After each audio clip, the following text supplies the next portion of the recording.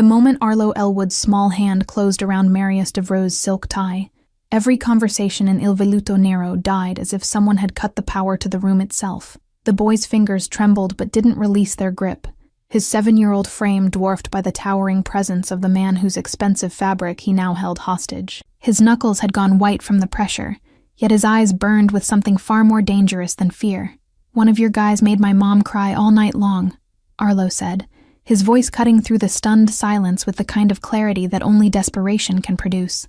Marius had been mid-sentence when the interruption occurred, discussing shipment routes with 3 associates, whose expressions now oscillated between shock and the urge to intervene. But the man at the center remained perfectly still, his dark eyes dropping to meet the child's gaze with an intensity that would have shattered most adults. The restaurant's ambient music continued its soft strings, oblivious to the shift in atmosphere, while candlelight danced across crystal glasses that no one dared lift. Marius studied the boy with the patience of someone accustomed to extracting truth from silence, noting the worn jacket that had been mended at the elbows and the dirt beneath small fingernails. The child's stance spoke of rehearsed confrontation, yet his eyes betrayed the terror of actually executing it. Every breath the boy took seemed to cost him something precious. "Release the tie," Marius said quietly, each word measured and deliberate, carrying no threat but absolute authority that made the air itself feel heavier.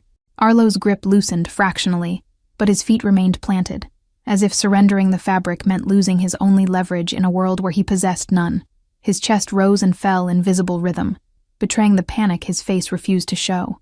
The 3 associates shifted in their seats, hands moving toward concealed weapons with practiced subtlety, but a single raised finger from Marius stopped them cold.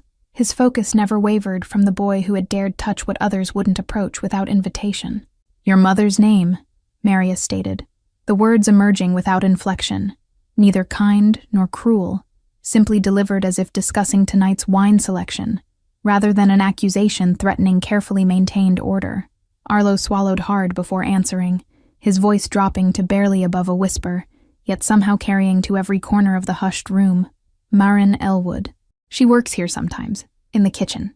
Something flickered in Marius's expression, gone so quickly it might have been imagined, but the boy caught it and found courage in that microscopic crack. His shoulders straightened slightly, gaining an inch of height that changed nothing physically, yet altered everything about the dynamic between them. "I saw the black car outside our building last night," Arlo continued, his words gaining momentum now that he'd started speaking. "The same one that parks here every Tuesday and Friday." The observation landed with unexpected weight, drawing a barely perceptible narrowing of Marius's eyes that suggested the child had noticed more than he should have. One of the associates leaned forward as if to speak, but a subtle headshake silenced him before sound could form. Marius reached for the glass of water beside his plate, his movements slow and deliberate, designed to communicate he wasn't reaching for anything threatening. He slid it across the polished table toward Arlo, the gesture carrying more meaning than words could convey. The boy stared at the offered glass, but made no move to accept it, his small frame rigid with the understanding that taking anything might signal trust he couldn't afford. The water sat untouched between them, a symbol of the chasm neither had yet decided to cross or acknowledge. A waiter materialized from the kitchen's direction, carrying plates destined for another table, but froze mid-step when he registered the scene unfolding at Marius's table. His training warred with instinct, professionalism demanding he continue, while self-preservation insisted on retreat, until Marius's subtle head movement released him to complete his task. Arlo's legs had begun to ache from standing so long, adrenaline no longer sufficient to mask the physical toll of his journey across town on foot. He'd walked 17 blocks through neighborhoods that grew progressively more dangerous as darkness fell, driven by singular purpose that overrode every survival lesson his mother had drilled into him about strangers and empty streets. The restaurant's other patrons had resumed their conversations in hushed tones, stealing glances toward the confrontation, while pretending absorption in their own meals. Their curiosity manifested as performance, each diner playing the role of someone too sophisticated to openly stare, while their attention remained magnetically drawn to the boy who disrupted their evening's carefully constructed atmosphere. Marius reached into his jacket pocket with deliberate slowness, extracting a handkerchief that he placed on the table between them without explanation. Arlo looked at the offered cloth in confusion, until he realized his own face was streaked with tears. He hadn't noticed falling, his body expressing distress his mind refused to acknowledge. Marius leaned back in his chair with calculated ease, the leather creaking softly beneath his weight as he continued to assess the boy who refused to retreat. His fingers drummed once against the table's edge, a rhythm that his associates recognized as the precursor to decisions that altered lives. The chandelier above cast shadows across his face that made reading his thoughts impossible. "You believe one of my men hurt your mother," he said, the statement hanging in perfumed air thick with tension and expensive cologne. Arlo nodded, his jaw set with determination that seemed borrowed from someone much older, someone who had learned that silence could be as damaging as action. His eyes never left Marius's face, searching for something he couldn't name, but would recognize if he found it. "I don't believe things," Marius continued, his voice dropping to a register that made everyone lean slightly forward to catch each word. "I verify them."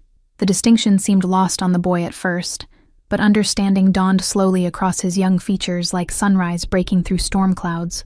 He processed the implication that truth mattered here, that accusations without foundation would be treated differently than those with substance. Marius gestured to the associate on his left, a man with silver threading his temples and scars that spoke of decades in service. The associate rose without hesitation, extracting a phone from his jacket, with movements that suggested he'd performed this ritual countless times before. "Describe the car," Marius commanded Arlo, his attention now fully focused on extracting details that would either validate or dismantle the boy's story. Arlo's response came quick and precise, demonstrating an eye for detail that surprised even the hardened men at the table. Black sedan, scratched rear bumper on the driver's side, license plate starting with 73H. The specificity silenced any doubt about whether he'd actually witnessed what he claimed. The associate with the phone stepped away toward the restaurant's entrance, already making calls that would set invisible wheels in motion throughout Bend. Marius watched him go before returning his full attention to Arlo, whose stance had shifted from confrontational to something approaching cautious hope. "Sit," Marius said, indicating the empty chair beside him with a slight nod that carried the weight of instruction rather than invitation. Arlo hesitated, his survival instincts warring with the exhaustion that suddenly seemed to crash over him like a wave he'd been holding back through sheer will. He moved to the chair slowly, perching on its edge, as if ready to bolt at the first sign of danger. A server appeared from the kitchen, her professional mask barely concealing her curiosity about the unprecedented scene unfolding at the most powerful table in the restaurant. She set down a plate of bread and olive oil without being asked, then vanished as quickly as she'd materialized. "When did you last eat?" The question came unexpectedly from Marius, cutting through the tension with a practicality that seemed at odds with everything the moment represented. His cheeks flushed with embarrassment, but hunger won out over pride as his hand reached tentatively toward the bread, fingers stopping inches from the plate as if expecting someone to slap them away. When no reprimand came, he took a piece and tore it smaller, chewing slowly to make it last longer, while his eyes darted between the food and Marius's face. The olive oil pooled in its small dish, golden and fragrant with herbs Arlo couldn't name, representing a luxury so far removed from his daily experience it might as well have been liquid gold. He dipped the bread edge carefully, watching excess oil drip back before bringing it to his mouth, the flavor exploding across his tongue with intensity that momentarily displaced his fear. Marius observed this careful rationing with an expression that revealed nothing, though something shifted in his posture that suggested the boy's poverty had registered on some internal ledger he maintained.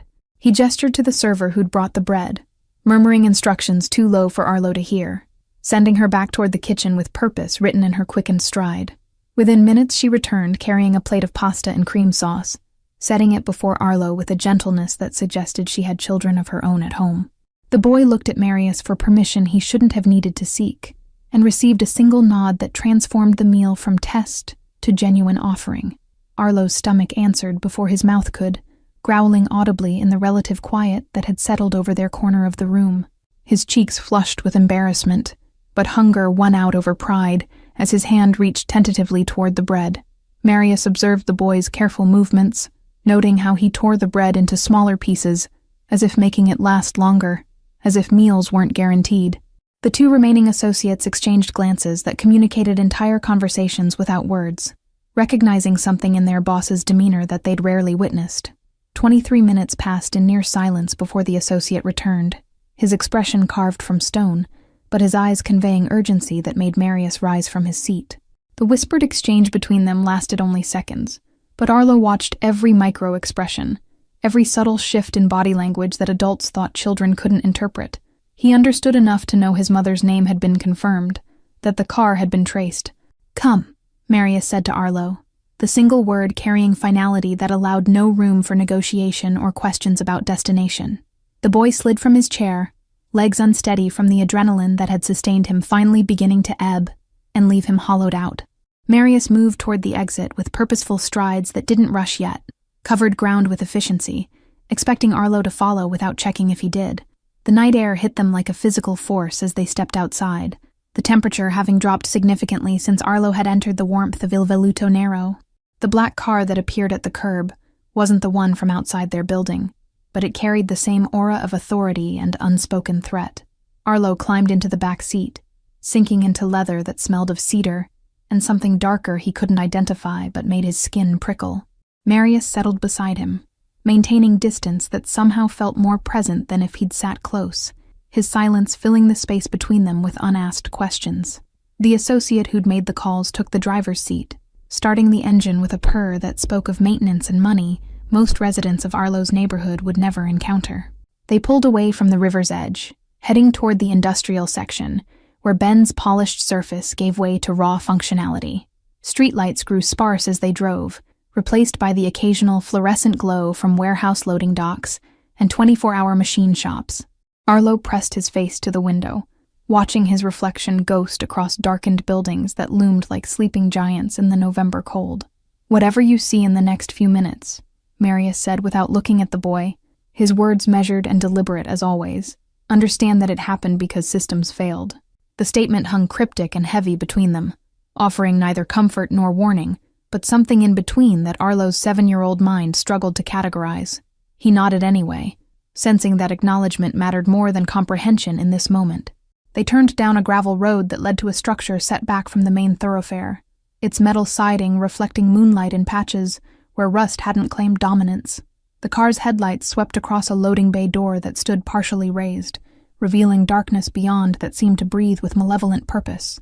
Marius exited first, his movements fluid despite the tension that had settled across his shoulders, like an invisible mantle of responsibility and impending violence. He waited for Arlo to emerge before walking toward the bay door, his presence somehow making the shadows retreat without additional light. 2 figures materialized from inside the warehouse, both wearing expressions that shifted from casual alertness to shock when they recognized who approached. Their hands moved away from weapons they'd been casually holding, bodies straightening into postures that communicated respect mixed with fear and confusion about why their boss had arrived unannounced. "Where is she?" Marius's voice cut through the space between them like a blade drawn slowly from its sheath, quiet, but carrying edge enough to draw blood. One of the men gestured deeper into the warehouse, his throat working visibly as he swallowed whatever excuse or explanation he'd been formulating. Marius moved past them without waiting for verbal response, trusting Arlo to follow as they penetrated further into the building's industrial heart. The smell hit first, a combination of motor oil, rust, and human fear that Arlo recognized from the night before when his mother had returned home trembling. His steps slowed, dread pooling in his stomach as shapes resolved in the dim emergency lighting that provided the only illumination. Maren Elwood sat bound to a metal chair in the center of the space, her head hanging forward so dark hair obscured her face, wrists secured with zip ties that had cut into her skin.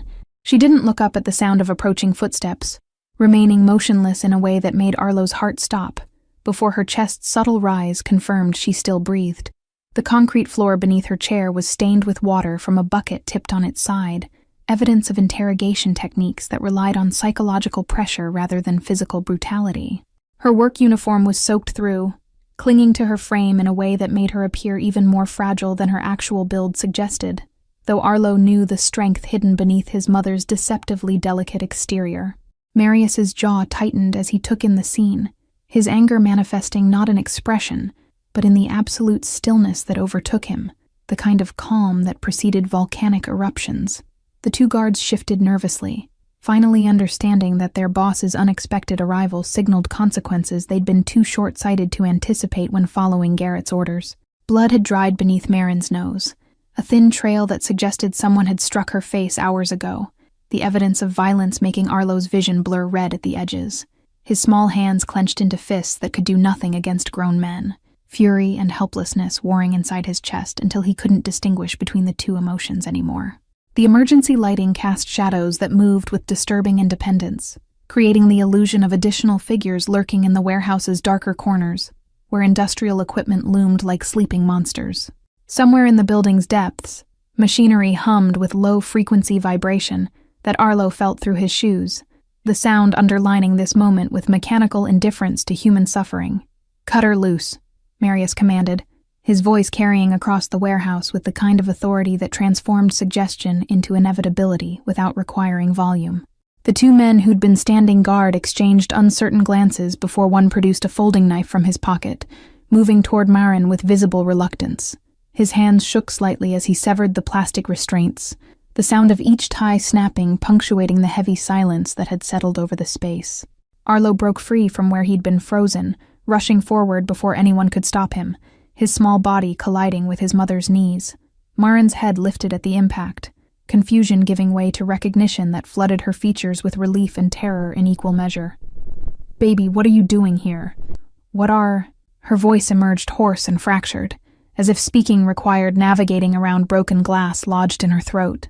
Marius watched the reunion with an expression that revealed nothing, though his jaw tightened almost imperceptibly when Marin's eyes met his over Arlo's head.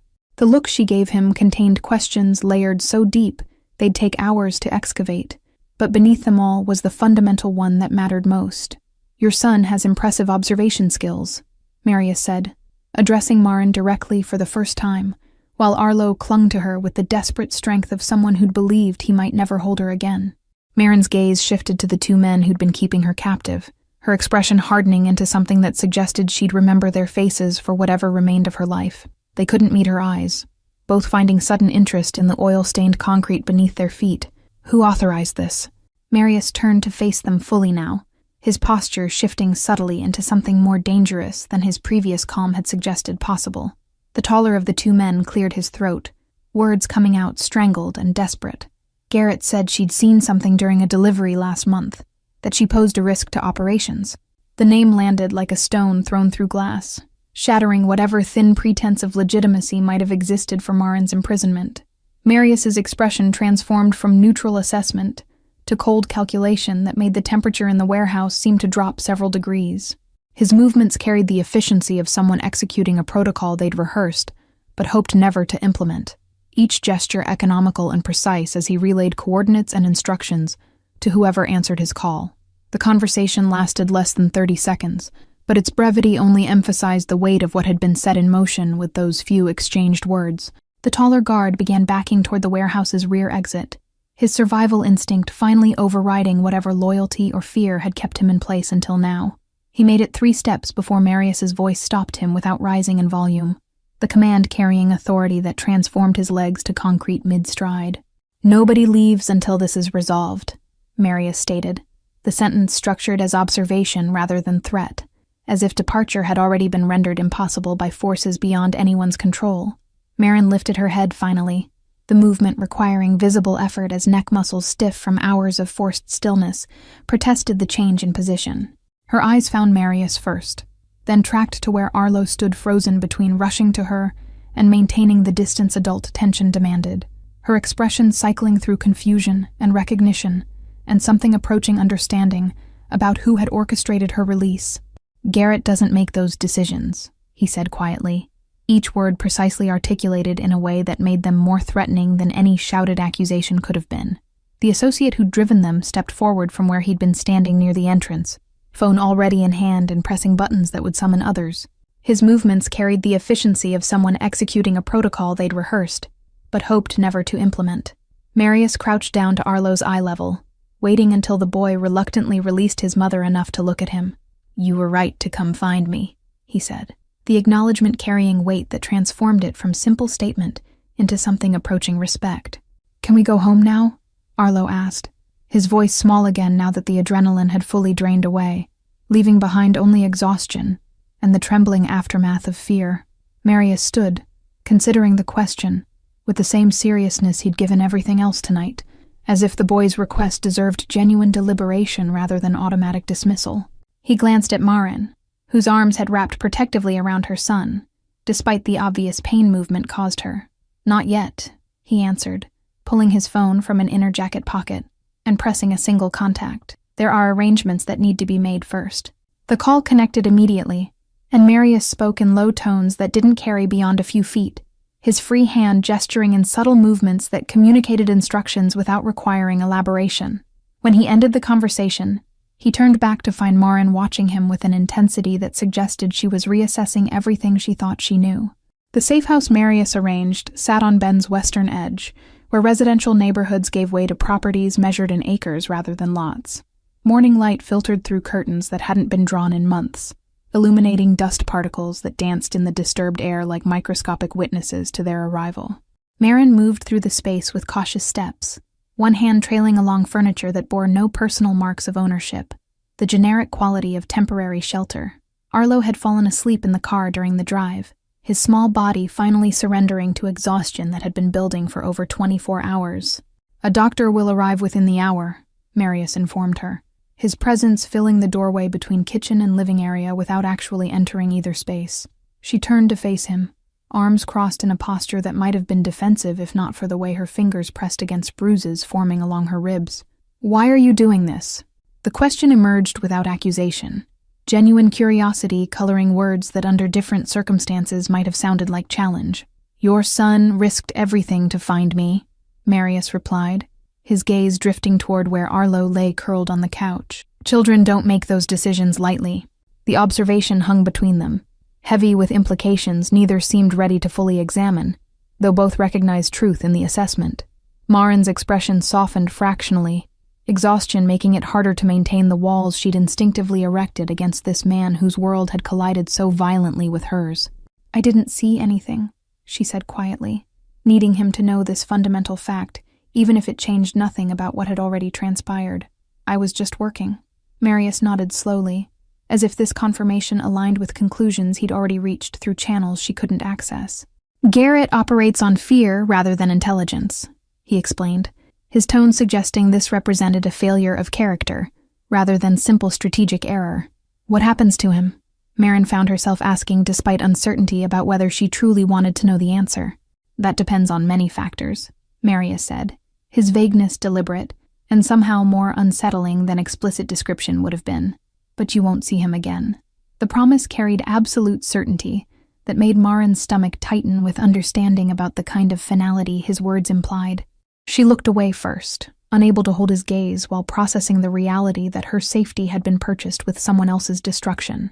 "The restaurant," she began, then stopped, unsure how to articulate the question about whether she still had employment, or if that life had ended the moment Garrett decided she represented a threat. "We'll hold your position," Marius finished for her, demonstrating the kind of awareness that suggested he'd already considered practical concerns she was only beginning to catalog, with appropriate compensation for missed shifts. Marin laughed once, a sound without humor that acknowledged the absurdity of discussing payroll after being held captive in a warehouse. The laugh died quickly, replaced by silence that felt less hostile than the one that had preceded it. "I don't understand any of this," she admitted, exhaustion stripping away her ability to maintain pretense or careful social navigation around dangerous truths. Marius moved further into the room finally, maintaining distance but closing the gap enough that conversation no longer required raised voices. "Your son walked into a room full of armed men and grabbed my tie," he said, something resembling admiration threading through his measured tone. "He's 7, Marin countered, as if age explained or excused the recklessness that had somehow resulted in her freedom, rather than compounding tragedy. "Exactly," Marius replied, the single word carrying meaning that suggested Arlo's youth, made his courage more remarkable rather than less. That innocence weaponized by desperation possessed power that calculated violence couldn't match. 5 days passed before Marin felt steady enough to venture beyond the safe house's carefully maintained perimeter. 5 days of healing skin and processing trauma that kept reshaping itself every time she closed her eyes. The doctor had come and gone 3 times, asking no questions beyond those relevant to her physical recovery, his discretion purchased long before he'd arrived. Arlo had returned to school on the 3rd day, driven by one of Marius's associates who looked distinctly uncomfortable, navigating elementary school pickup protocols. The boy had adjusted with the resilience children possess when adults provide no alternative, asking questions Marin couldn't fully answer about when normal would resume. The decision to return to Il Veluto Nero came suddenly, crystallizing over breakfast, when Maren realized she couldn't hide indefinitely from the place where her life had fractured. She dressed carefully, choosing clothes that covered the fading bruises while maintaining the professional appearance the restaurant's atmosphere demanded. Walking through the front entrance felt surreal, as if she'd stepped into a parallel version of reality, where everything looked identical, but operated under different physical laws. Staff members she'd worked beside for months offered tentative smiles that contained pity and curiosity in equal measure, making her skin itch with the awareness of being discussed. The kitchen manager appeared within minutes, his relief visible as he ushered her toward his cramped office and closed the door against interested ears. "We weren't sure you'd come back," he admitted, running a hand through thinning hair in a gesture that spoke of stress she'd inadvertently caused. "I need to work," Maren said simply, the truth of it undeniable, even as she recognized the complicated layers beneath the statement about identity and normalcy, and refusing to let fear dictate her existence. He nodded, understanding more than she'd actually spoken, then explained her schedule had been adjusted to day shifts exclusively, no evenings or late nights. The change came without explanation, but its source was obvious: protection implemented without requiring her request or consent. She worked through lunch service with mechanical efficiency, muscle memory carrying her through tasks, while her mind wandered paths she couldn't quite follow to conclusions. The rhythm of kitchen work provided unexpected comfort, its demands leaving no room for spiraling thoughts about warehouse shadows and zip ties. When the lunch rush ended and the kitchen staff took their break, Maren found herself unable to sit still, restless energy driving her toward movement. She pushed through the door separating kitchen from dining area, intending only to walk the perimeter and breathe air less saturated with cooking oil. Marius sat at his usual table despite the early hour, paperwork spread before him in organized chaos that suggested business conducted away from traditional offices. He looked up when she entered, some quality of awareness making him track her movement before her presence could logically register. She approached without planning to, each step a decision made and implemented before conscious thought could interfere, until she stood beside his table with heart hammering against ribs that still protested deep breaths. From her pocket, she withdrew a small object, placing it on the polished wood between them with careful precision.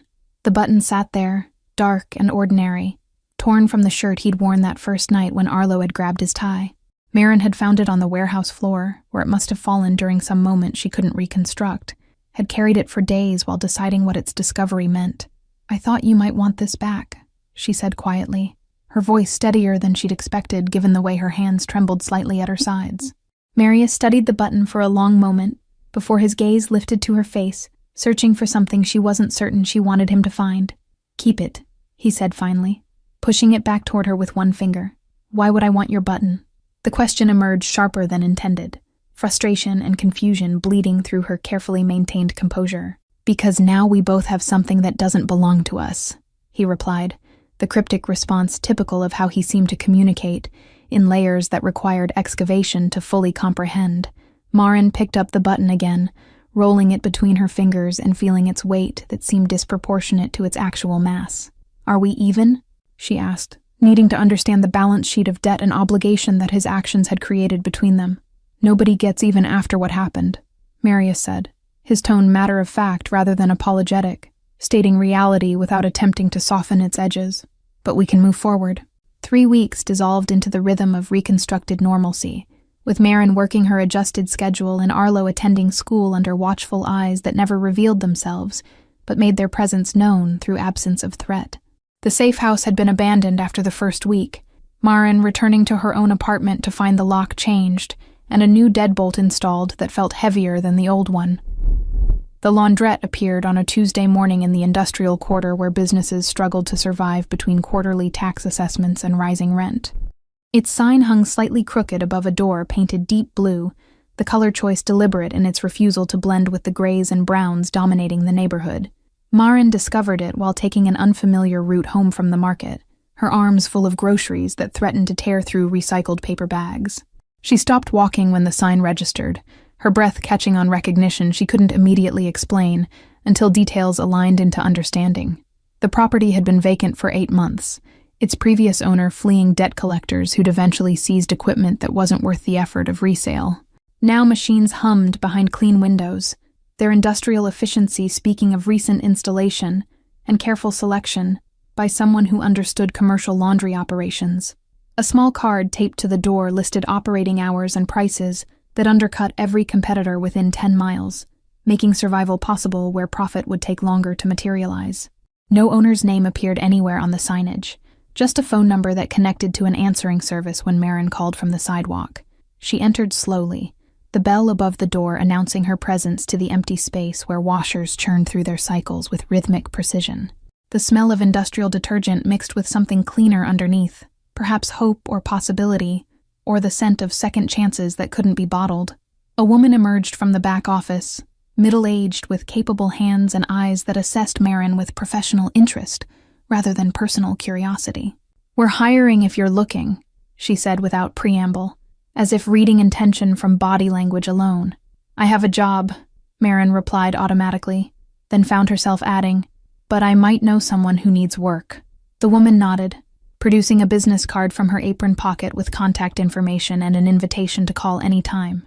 Marin accepted it, fingers brushing paper that felt heavier than its physical weight could account for.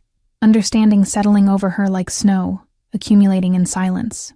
That evening she stood in her kitchen staring at the card while Arlo worked on homework at their small table, his concentration absolute as he navigated multiplication tables that seemed more comprehensible than the adult world he'd glimpsed. The button from Marius's shirt sat in a dish beside the sink, where she'd placed it without conscious decision, its presence a reminder of debts that couldn't be calculated. "Mom?"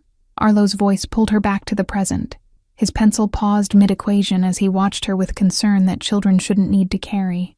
"Just thinking, baby," she assured him, forcing a smile that felt more genuine than she'd expected, some knot inside her loosening fractionally.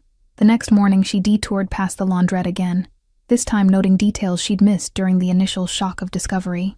The security cameras mounted at corners, discreet but comprehensive in their coverage. The reinforced door frame that spoke of protection without broadcasting vulnerability. The way the location sat positioned between her apartment and Arlo's school, geography transformed into strategy. She called the number that afternoon during her break, speaking with the manager who'd been expecting her contact, as if their meeting had been predetermined. A position was available, hours flexible around her restaurant schedule. Pay that matched what she currently earned for half the physical demand. Marin accepted without negotiating, understanding that some gifts arrived wrapped in employment contracts, that dignity could be preserved through the fiction of earned wages. She would work both jobs because pride demanded it, because she needed to prove to herself that survival didn't require constant rescue. The restaurant kitchen felt different when she returned to finish her shift, as if the space had shifted slightly while she'd been away making phone calls that rearranged her future. Her coworkers noticed the change in her posture, the way she moved through tasks with energy that had been absent since her return. When Marius appeared for an early dinner that evening, their eyes met across the dining room for a brief moment before she retreated to the kitchen. No words were exchanged. No acknowledgement beyond that single glance that communicated understanding too complex for language to contain. The threat materialized on a Thursday afternoon, when Arlo's school called to report he'd never arrived for dismissal, despite being present during morning attendance. Marin's hands went numb, gripping the phone, her vision tunneling as the receptionist's concerned voice outlined the timeline of his disappearance and the security footage being reviewed. She was halfway to her car when her phone buzzed with a text from an unknown number containing only an address in the industrial district and a timestamp, 30 minutes in the future. Her fingers shook so badly she could barely type a response before realizing none was expected or wanted. The drive passed in dissociated fragments, traffic lights and turn signals registering only as obstacles between her current location and wherever Arlo had been taken. Her mind supplied 1,000 scenarios, each more horrific than the last, until she forced herself to breathe and focus on navigation alone. The address led to a shipping facility that looked abandoned, its loading docks empty, and parking lot cracked from seasons of neglect and insufficient maintenance. Marin's car felt exposed, pulling into the open space, every instinct screaming that visibility meant vulnerability she couldn't afford. Marius's vehicle sat near the building's main entrance, its presence simultaneously terrifying and reassuring in ways that tangled her thoughts into knots. She parked beside it and emerged into cold air that bit through her jacket, November asserting dominance as winter approached. The door opened before she reached it, Marius appearing in the frame with an expression that stopped her forward momentum. "He's safe," he said immediately, recognizing panic when he saw it, and addressing the primary concern before others could spiral. Relief made her knees weak, but she steadied herself against the doorframe and demanded, "Where is he?"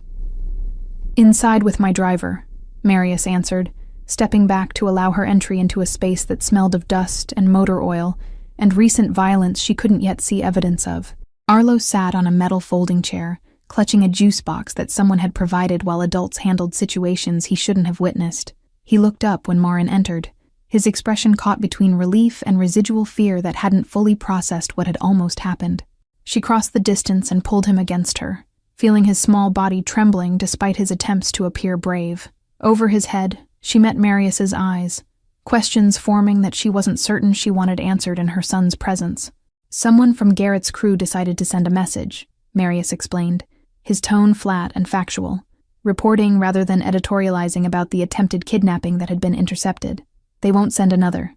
The certainty in his voice carried implications that Marin forced herself not to examine too closely, choosing ignorance about methodology while accepting the security his intervention provided. Her fingers stroked through Arlo's hair, grounding herself in his physical presence and the reality of his safety. "How did you know?" she asked, needing to understand the surveillance network that had protected her son when she couldn't. "I didn't stop watching after the safe house," Marius admitted, the confession delivered without apology or expectation of gratitude, simply stated as fact about precautions he'd implemented without requesting permission. Marin processed this revelation slowly, understanding that privacy had been sacrificed on the altar of protection, that her life had been monitored by invisible guardians since that night in the warehouse. The violation should have angered her, but exhaustion and relief left no room for outrage she couldn't sustain. "Thank you," she said finally, the words inadequate but necessary. Acknowledgement of debt that kept accumulating faster than she could calculate repayment terms. Marius nodded once, then gestured toward the door where his driver waited. "I'll have someone follow you home," he stated, the sentence structured as information rather than suggestion that could be declined. She didn't argue, gathering Arlo and moving toward the exit while Marius remained in the warehouse's interior, where she suspected other business still required his attention. The drive home passed in silence, her son processing trauma in whatever way 7-year-olds manage such things, while a black sedan maintained discreet distance 3 car lengths behind. Winter settled over Bend with the inevitability of seasons unconcerned with human drama, painting the Cascade Peaks in white that reflected sunlight until looking directly at them required squinting. The laundrette thrived against economic projections, its customer base growing through word-of-mouth recommendations from people who appreciated quality service at fair prices. Marin found rhythm in dividing her time between the restaurant's controlled chaos and the laundrette's methodical routines, each job providing something the other lacked. Arlo had stopped asking when the car would stop following them to school, accepting its presence as part of their new reality, the way children adapt to divorce or relocation. She saw Marius occasionally at Il Veluto Nero, their interactions limited to professional courtesy and careful distance that protected them both from complications neither seemed ready to navigate. He never asked about the laundrette's performance, and she never acknowledged his obvious involvement, maintaining fiction through mutual silence. The button remained in her kitchen, relocated to a small wooden box where she kept important documents and the few pieces of jewelry inherited from her grandmother. She'd catch herself looking at it sometimes while washing dishes, wondering what it meant that she'd kept something so ordinary, yet weighted with everything that had transpired. 3 months after the attempted kidnapping, Marin arrived at the restaurant to find an envelope with her name written in unfamiliar handwriting. Inside was a receipt for a security system installation at her apartment building, comprehensive coverage that included her unit and common areas, paid in full for 5 years with maintenance included. No note accompanied the receipt. No explanation required for who had arranged the upgrade or why they'd chosen this particular way to ensure her continued safety. She folded the paper carefully and placed it in her purse, adding it to the collection of gestures that spoke louder than any conversation they might have. Arlo's nightmares decreased in frequency as winter progressed toward spring, his sleep becoming less fractured by memories of being pulled from the playground by men whose faces he'd been too terrified to remember clearly. He'd started drawing again, his pictures featuring superheroes and dragons rather than the darker images that had filled his sketchbook immediately after the incident.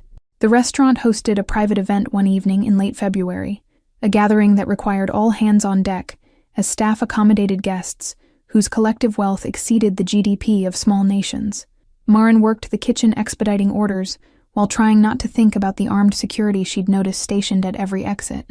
During a brief lull, she stepped outside for air, the cold shocking after hours in the kitchen's oppressive heat, and found Marius smoking a cigarette in the alley where staff took unauthorized breaks. He looked up at her approach but didn't move, simply exhaled smoke that dissipated into the night sky. "I didn't know you smoked," Marin said, immediately regretting the observation, as too personal for whatever boundaries they'd established without discussion. "I don't," he replied, then took another drag that contradicted the statement before crushing the cigarette under his shoe. Old habit that resurfaces under pressure. They stood in silence for a moment, the sounds of the city at night creating backdrop ambiance that required no competition from conversation. Marin pulled her jacket tighter, less against cold than against the vulnerability of standing alone with him in darkness. "Your son is doing well," Marius said finally, the comment revealing that his monitoring hadn't ceased despite the passage of time and absence of additional threats. "He asks about you sometimes," Marin admitted, unsure why she chose to share this detail, except that honesty felt necessary in this moment of unguarded interaction. Marius's expression shifted almost imperceptibly, surprise perhaps, or something else she couldn't interpret in the inadequate lighting. "What do you tell him?" he asked, genuine curiosity coloring the question. "That you're someone who helped us when we needed it most," she answered simply, the truth stripped of complexity that would take years for Arlo to fully comprehend. "That sometimes people are more than they appear." He nodded slowly, accepting her characterization without comment or correction, allowing her version of events to stand unchallenged. The moment stretched between them, heavy with things unsaid that might never find expression in language either could speak comfortably. "I should get back," Marin said eventually, the kitchen calling her return before her absence became noticeable enough to generate questions. "Marin," Marius called, as she turned toward the door, her name sounding different in his voice than she'd heard it spoken before. She paused, looking back to find him watching her with intensity that made her pulse quicken. "The button you returned was from my favorite shirt." The confession hung in the cold air between them, vulnerable in its admission of attachment to material objects, suggesting that perhaps he too collected small reminders of the night that had altered multiple trajectories. She smiled slightly, understanding passing between them that required no verbal acknowledgement. Inside the restaurant's warmth, she resumed her position with renewed focus, but part of her awareness remained in that alley where smoke had curled into darkness and truths had been exchanged in fragments. When her shift ended hours later, she walked to her car and noticed for the first time the small object hanging from Marius's rearview mirror in the vehicle parked 3 spaces away. A button on a thin thread, swaying slightly in the heating system's artificial breeze, visible through his windshield like a message written in a language only they could read. Thank you all for following this story until the very end. If you enjoyed Arlo and Marin's journey, write in the comments what part touched you the most and where you're watching from. Don't forget to like, subscribe, and share this video, because your support means everything and helps me bring you more stories like this one.